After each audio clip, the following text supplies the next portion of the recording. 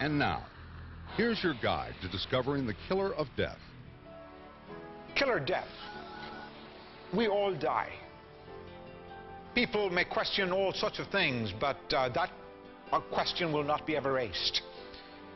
People write questions and observations and comments on our website, but one question I welcome you to ask is if we will die. That would not be a good question.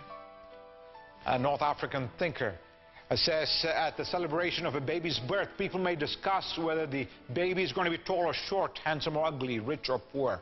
But one question they will not discuss is whether he will die.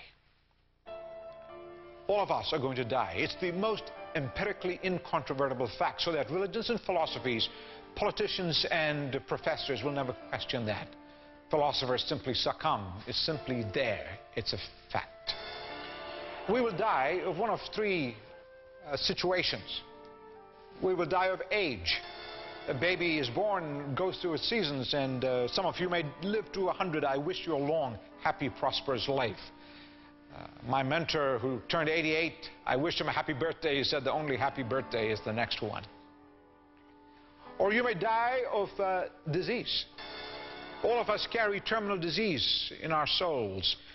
We are all terminal, but some of you face focused terminal disease, neither HIV or cancer.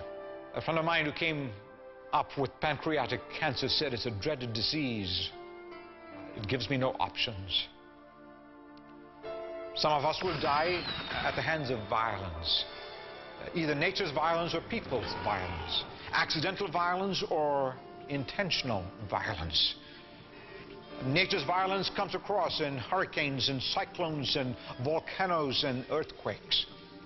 People's violence against you, communal violence, spousal violence, domestic violence, war, civil wars, all sorts of violence. Recently in Ethiopia, they told me about 500,000 people who were killed in the late 20th century because of government policy.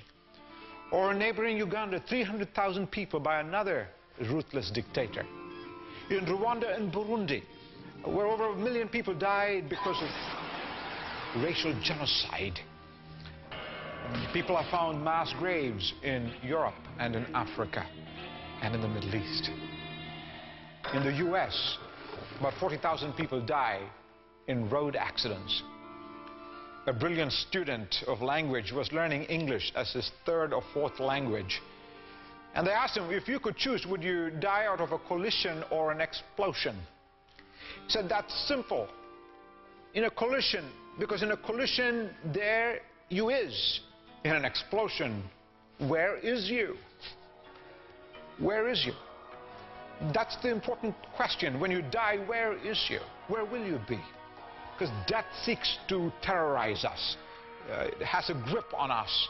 It makes us look over our shoulder to see if it's around the corner. But I've got news for you.